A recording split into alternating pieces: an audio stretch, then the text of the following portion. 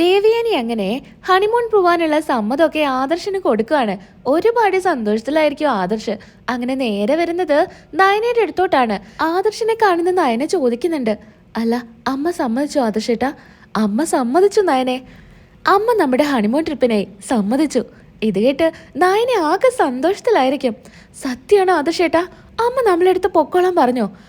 അമ്മയുടെ പൂർണ്ണ സമ്മതത്തോടു കൂടി നമ്മൾ ഹണിമൂണ് പോവാണ് എന്നും പറഞ്ഞ് നയനെ എടുത്തങ്ങ് പൊക്കി കറക്കുന്നുണ്ട്. ഇത് കണ്ട് നമ്മുടെ നവ്യ വരുന്നുണ്ട്. ഇങ്ങനൊരു സാഹചര്യത്തില് നയനേനെ എടുത്ത് പൊക്കുമ്പോ നവ്യയുടെ മുഖം ഒന്ന് മാറുന്നുണ്ട് കേട്ടോ. അങ്ങനെ നവ്യ ചെന്ന് ചോദിക്കുന്നുണ്ട്, എന്താ ആദർശേട്ടാ, ആദർശേട്ടനെ എന്തേ കാണിക്കുന്നേ? നയനയ്ക്ക് വയ്യാത്ത കാര്യം ആദർശേട്ടനെ അറിയുന്നല്ലേ? ഇങ്ങനെയൊക്കെ ചെയ്ത് അവൾക്ക് എന്തെങ്കിലും പറ്റിയാലോ? ഏയ് എനിക്ക് കുഴപ്പമൊന്നുമില്ലേ ചേച്ചി. അല്ല എന്താ ഇത്ര വലിയ സന്തോഷം? അത് പിന്നെ ഹണിമൂൺ ട്രിപ്പിന് പോവാനേ അമ്മ സമ്മതിച്ചു എന്ന് ആദർശ് പറയാണ്. ആണോ? സത്യാണോ? അപ്പൊ നിങ്ങൾ ട്രിപ്പ് പോവാൻ പോവാ? എന്തായാലും നന്നായി. വല്യമ്മയുടെ സ്വഭാവത്തിലേ ഇപ്പൊ കാര്യമായിട്ടുള്ള മാറ്റമുണ്ട്. ഇനി എന്തായാലും നയനയെ സ്നേഹിച്ചു തുടങ്ങും, അതെനിക്ക് ഉറപ്പാ. എന്തായാലും അമ്മ സമ്മതിച്ചു. പൂർണ്ണ സമ്മതത്തോടു കൂടിയൊന്നും അല്ലെങ്കിലും അമ്മ പൊക്കോളം പറഞ്ഞല്ലോ, അത് തന്നെ വലിയ കാര്യ. അല്ലെങ്കിലും ഇവളുടെ നന്മ ഒരു ദിവസം വല്യമ്മ അറിയും, അത് ഉറപ്പാ. ഇവളെ ആർക്കും അങ്ങനെ വേദനിപ്പിക്കാനൊന്നും പറ്റില്ല. അത്രയും നല്ല മനസ്സാ എൻ്റെ അനിയത്തിയുടേത്. എന്നിട്ട് രണ്ടാളും പ്ലാൻ ചെയ്തോ? എങ്ങോട്ടാ പോകുന്നേ? പ്ലാൻ ചെയ്തിട്ടില്ല, സ്ഥലമൊന്നും നോക്കിയിട്ടില്ല. ഇനി വേണം പ്ലാൻ ചെയ്യാൻ. നാളെ തന്നെ ട്രിപ്പ് പോണം എന്നൊക്കെ നവിയുടെ അടുത്ത് പറയാ. നവിക്ക് ഒരുപാട് സന്തോഷമാവുന്നുണ്ട്. എന്തായാലും നന്നായി. രണ്ടുപേർക്കേ ഈ സമയത്ത് ഒരു മാറ്റം ആവശ്യമാണ്. നിങ്ങൾ പോയിട്ട് അടിച്ചു പൊളിച്ചിട്ട് വാ എന്നൊക്കെ പറഞ്ഞ് നവ്യ പോകുന്നുണ്ട്. അങ്ങനെ ആദർശ് നയനയോട് ചോദിക്കുന്നുണ്ട്, എങ്ങോട്ടാ പോണ്ടേ എന്നൊക്കെ ഇങ്ങനെ സംസാരിച്ച് നല്ല സന്തോഷത്തിലിരിക്കുമായിരിക്കും. ഈ സമയത്ത് നവ്യ അബിയുടെ അടുത്തോട്ട് പോകുന്നുണ്ട്. അബിയോട് പറയുന്നുണ്ട്, എൻ്റെ അനിയത്തിയെ നാളെ ട്രിപ്പ് പോവാൻ പോവാ, ഹണിമൂൺ ട്രിപ്പ്. അതാണല്ലേ നിന്റെ മുഖത്ത് ഇത്ര സന്തോഷം? അതെ, എൻ്റെ അനിയത്തിയുടെ ജീവിതം നന്നാവുമ്പോൾ അതിൽ ഞാനും സന്തോഷിക്കണ്ടേ? അല്ലാതെ നിന്നെപ്പോലൊരു ഭർത്താവൊന്നും അല്ലല്ലോ എൻ്റെ അനിയത്തിക്ക് കിട്ടിയിരിക്കുന്നേ. ആദർശേട്ടനെ ഭാര്യയെ സ്നേഹിക്കുന്ന ഒരു നല്ല ഭർത്താവാ. നീ അങ്ങനെയല്ല. ഭാര്യയ്ക്ക് സ്വത്തില്ലെങ്കിൽ അവളെ എങ്ങനെയെങ്കിലും കൊല്ല എന്ന് കരുതി നടക്കുന്ന ആളല്ലേ നീയും നിന്റെ അമ്മയും. നിന്നോടൊന്നും പറഞ്ഞിട്ട് കാര്യമില്ല. അല്ലെങ്കിലും നിനക്ക് നിന്റെ അനിയത്തിക്കും മറ്റുള്ളവരെ കയ്യിലെടുക്കാൻ വലിയ മിടുക്കാണല്ലോ. അതിൽ PhD എടുത്തിരിക്കുന്നത് നിന്റെ അനിയത്തിയാ. ഇതുവരെ മുത്തശ്ശനെയും മുത്തശ്ശിയെയൊക്കെയാണ് കയ്യിലെടുത്തിരുന്നത്. ഇപ്പൊ ഇതാ വല്യമ്മേനെയും പാട്ടിലാക്കി. നയനയ്ക്ക് അങ്ങനെ ആരെയും കയ്യിലെടുക്കേണ്ട ആവശ്യമൊന്നുമില്ല. അവളുടെ നല്ല മനസ്സാ, അവളുടെ നന്മ എല്ലാവരും തിരിച്ചറിഞ്ഞുകൊണ്ട് തന്നെയാ അവളെ സ്നേഹിക്കുന്നത്. അല്ലാതെ നിന്നെ പോലെയല്ല. നീ ആവർത്താനൊന്നും പറയണ്ട. നീയും അവളുടെ ചേച്ചിയല്ലേ. ഇന്നേ വരെ അവൾക്ക് കിട്ടുന്ന പോലെ എന്തെങ്കിലും നിനക്ക് ആരെങ്കിലും തന്നിട്ടുണ്ടോ? മുത്തശ്ശനായാലും മുത്തശ്ശിയായാലും നിനക്കൊരു തരി സ്വർണം പോലും തന്നിട്ടില്ലല്ലോ.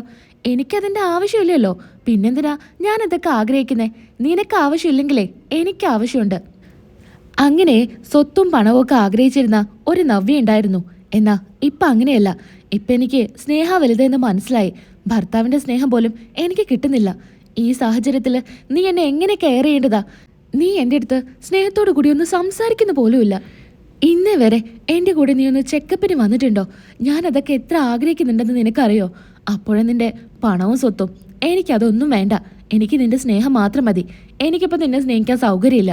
നിന്നോട് വർത്താനം പറഞ്ഞാലേ എൻ്റെ തലയ്ക്ക് ഭ്രാന്ത പിടിക്കും എന്നും പറഞ്ഞ് അഭി അവിടെ നിന്ന് പോകുന്നുണ്ട്. എന്നാ ഇതൊക്കെ കേട്ട് നവിക്ക് ഒരുപാട് അങ്ങ് സങ്കടാവുക. പിന്നീടായിട്ട് കാണിക്കുന്നത് മുത്തശ്ശനോടും മുത്തശ്ശിയോടും ഈ വിവരം പറയാനായിട്ട് ആദർശും നയനയും വരുന്നുണ്ട്. മുത്തശ്ശ, ഞാൻ അമ്മയോട് കാര്യങ്ങളെല്ലാം സംസാരിച്ചു. എന്നിട്ട് ദേവിയാനി എന്താ പറഞ്ഞേ? അമ്മ സമ്മതം മൂളി. ആണോ? എനിക്കറിയായിരുന്നു ദേവിയാനി സമ്മതിക്കൂ എന്ന്. അവളിപ്പോൾ ആഗ്രഹിക്കുന്നതേ മോൻ്റെ സന്തോഷം മാത്ര. മോന് സന്തോഷം തരുന്നതുകൊണ്ടാണല്ലോ നയന മോളെ ഇങ്ങോട്ട് വിളിച്ചോണ്ട് വന്നത്. അതും ആരും നിർബന്ധിച്ചിട്ടല്ല. എന്നാലും അവളുടെ ഇഷ്ടത്തിന് പോയി ഇങ്ങോട്ട് കൂട്ടിക്കൊണ്ടു വന്നില്ലേ? അതുപോലെ ഇതും സമ്മതിക്കുമെന്ന് എനിക്ക് ഉറപ്പായിരുന്നു. എന്തായാലും രണ്ടുപേർക്കും ഒരുപാട് സന്തോഷമായല്ലോ. ആ മുത്തശ്ശൻ ഇക്കാര്യം പറഞ്ഞപ്പോഴും എനിക്കൊരു ഉറപ്പും ഉണ്ടായിരുന്നില്ല അമ്മ സമ്മതിക്കുമെന്ന്. എന്നാ അമ്മയോട് ചോദിച്ചപ്പോൾ അമ്മ സമ്മതം മൂളി. അത് കേട്ടപ്പോൾ തന്നെ എനിക്ക് ഒരുപാട് സന്തോഷമായി മുത്തശ്ശ. ഇനി എന്നും ഇതുപോലെ നിന്റെ അമ്മ ആവണമെന്നാ ഞാൻ ആഗ്രഹിക്കുന്നത്. നിങ്ങളെന്തായാലും സന്തോഷമായിട്ട് ട്രിപ്പൊക്കെ പോയി വരണം. ഇനി അവൾക്കൊരു പേരക്കുട്ടി കൂടെ വന്നു കഴിഞ്ഞാൽ നയനോടുള്ള വിരോധമൊക്കെ മാറി നയനെ സ്വന്തം മോളെ പോലെ സ്നേഹിക്കും. അതെനിക്ക് ഉറപ്പാ. ഇനി ആ സന്തോഷ വാർത്ത കേൾക്കാനാ ഈ കിളവനും കിളവിയും കാത്തിരിക്കുന്നത്. അത് എത്രയും വേഗം നിങ്ങൾ ഞങ്ങളടുത്ത് വന്ന് പറയണം എന്നൊക്കെ മുത്തശ്ശനും മുത്തശ്ശിയും കൂടെ പറയാ. എന്നാ നയനയ്ക്ക് ഇതൊക്കെ കേട്ട് സന്തോഷവും നാണവും ഒക്കെ വരുന്നുണ്ടായിരിക്കും. എന്തായാലും പോവേണ്ട കാര്യങ്ങളൊക്കെ നോക്കിക്കോളൂ എന്ന് മുത്തശ്ശൻ പറയുന്നുണ്ട്. അങ്ങനെ നയനയെ കൂട്ടി ആദർശ് റൂമിലോട്ട് പോകുന്നുണ്ട്. ഇദ്ദേഹം ശ്രദ്ധിച്ചോ അവരുടെ മുഖത്തുള്ള സന്തോഷം? ശരിയാ, ആ കുട്ടി ഇങ്ങോട്ട് കയറി വന്നു മുതൽ ആ കുട്ടിക്ക് ഒരു സന്തോഷം കൊടുത്തിട്ടില്ല. ഇപ്പോഴാ ഒന്ന് നിറഞ്ഞു ചിരിക്കുന്നത് ഞാൻ കാണുന്നത്. ഇനി ഇതുപോലെ എന്നും സന്തോഷത്തോടു കൂടി ആദർശും നയനയും മുന്നോട്ട് പോകണമെന്നാ എൻ്റെ ആഗ്രഹം. ദേവയാനിയുടെ മനസ്സ് പതിയെ പതിയെ മാറുമെന്ന് തന്നെ എനിക്ക് തോന്നുന്നേ എന്നൊക്കെ മുത്തശ്ശനും മുത്തശ്ശിയും കൂടി ഇരുന്ന് സംസാരിക്കാം. പിന്നീടായിട്ട് ഹണിമൂൺ ട്രിപ്പ് പോകുന്നത് അനാമിക അറിയുന്നുണ്ട്. അബി നേരെ പോയിട്ട് ജലജയോട് പറഞ്ഞാണ് അനാമിക അറിയുന്നത്. ജലജ അപ്പം തന്നെ പോയിട്ട് അനാമികയോട് പോയി പറയുന്നുണ്ട്, നീ അറിഞ്ഞോ മോളെ ഇവിടെ നടക്കുന്ന കാര്യങ്ങളൊക്കെ? എന്താ അപ്പച്ചി, എന്താ കാര്യം? മോളുടെ മനസ്സത്ര ശരിയല്ല എന്ന് എനിക്ക് തോന്നുന്നുണ്ട്. ഇന്ന് ആദർശ് നയനയുടെ തലയിൽ മുല്ലപ്പൂ വെച്ച് കൊടുത്തേനാണോ ഇത്ര വലിയ സങ്കടം? അതെനിക്ക് വിഷമം തന്നെയാ. എന്നോട് ഇന്നേ വരെ അനി നല്ല രീതിക്കൊന്നും സംസാരിച്ചിട്ടില്ല, എന്നോട് സ്നേഹത്തോടെ പെരുമാറിയിട്ടില്ല, എനിക്കായിട്ട് ഒന്നും വാങ്ങിച്ചു കൊണ്ടുവന്നിട്ടില്ല. എന്നാ അവളിങ്ങ് വന്നപ്പോഴേക്കും ആദർശേട്ടൻ്റെ അടുത്ത് തലയിൽ കയറ്റി വെച്ചിരിക്കുക. എന്നാലേ ഇപ്പം ഞാൻ പറയാൻ പോകുന്നത് നീ കേട്ടാൽ നിനക്ക് ഇതിലും വലിയ ഷോക്കായിരിക്കും. എന്താ അപ്പച്ചി, എന്താ കാര്യം? മുത്തശ്ശനും മുത്തശ്ശിയും ആദർശിനെയും നയനയെയും അങ്ങോട്ട് വിളിച്ചത് എന്തിനാണെന്നറിയോ? അവരെ വഴക്കു പറയാനായിട്ടായിരിക്കും. ഞാൻ കണ്ടില്ലേ, അത് കാരണമായിരിക്കും. അതുകൊണ്ടല്ലേ റൂമിലോട്ട് വിളിച്ചത്. അതല്ല, ഹണിമൂൺ ട്രിപ്പ് പോവാനായിട്ടേ പറയാനായിട്ടാ മുത്തശ്ശനും മുത്തശ്ശിയും അങ്ങോട്ട് വിളിച്ചത്.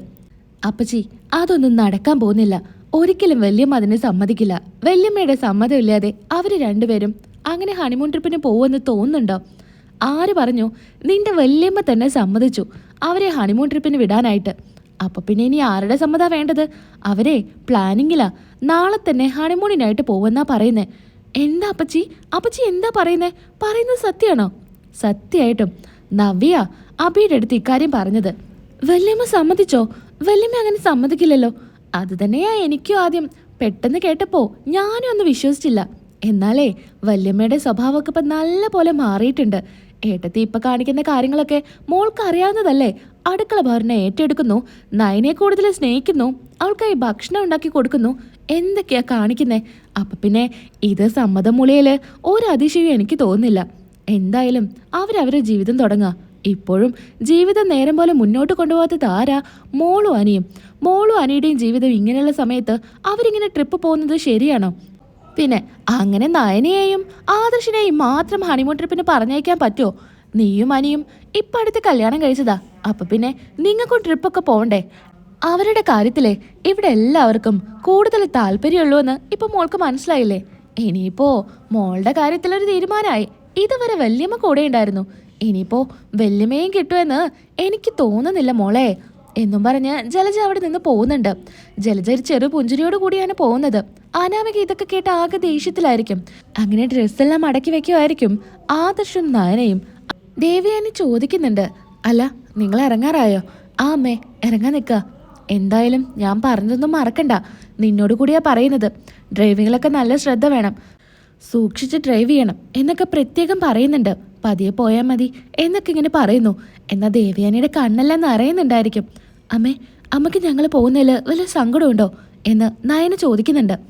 സങ്കടമൊന്നുമില്ല, പിന്നെ എൻ്റെ മോൻ്റെ ഇഷ്ടത്തിന് ഞാനങ്ങ് വിട്ടുകൊടുക്കുന്നു, അത്രയേ ഉള്ളൂ. അല്ലാതെ എൻ്റെ ഇഷ്ടത്തിനൊന്നും അല്ല. അമ്മേ, ഇറങ്ങാൻ നേരത്ത് ഇങ്ങനെയൊന്നും പറയല്ലേ. ഞാനൊന്നും പറയുന്നില്ല. എന്തായാലും രണ്ടുപേരും സൂക്ഷിച്ചു പോകാൻ നോക്ക്. വേണ്ട സാധനങ്ങളെല്ലാം എടുത്തോ. നയനെ, നിന്റെ മരുന്നെടുത്തോ? മരുന്നോ? എന്താമ്മേ, എനിക്കതിന് മരുന്ന് ഇല്ലല്ലോ. ഓ, ഞാനത് വിട്ടു. നിനക്കല്ല എന്തൊക്കെയോ പ്രശ്നങ്ങളുള്ളത്. അപ്പോൾ ആ ഗുളികകളൊക്കെ എടുത്തോ എന്ന് ചോദിച്ചതാ. ആ, അത് ഞാൻ എടുത്തിട്ടുണ്ടമ്മേ. കൃത്യസമയത്ത് ഭക്ഷണവും മരുന്നും കഴിക്കണം. ഇനി അതിൽ ഒരു മാറ്റവും സംഭവിക്കരുത് എന്നൊക്കെ ദേവയാനി പറയുന്നുണ്ട്. ആ അമ്മേ, അത് ഞാൻ കഴിച്ചോളാം എന്നൊക്കെ നയന പറയാ. എന്നാ ഇറങ്ങാൻ നോക്കിക്കോളൂ എന്നും പറഞ്ഞ് അവരെ യാത്ര അയക്കുകയാണ്. വല്ലാത്ത സങ്കടത്തിലായിരിക്കും ദേവയാനി. കണ്ണെല്ലാം ഇങ്ങനെ നിറഞ്ഞൊഴുകുമായിരിക്കും.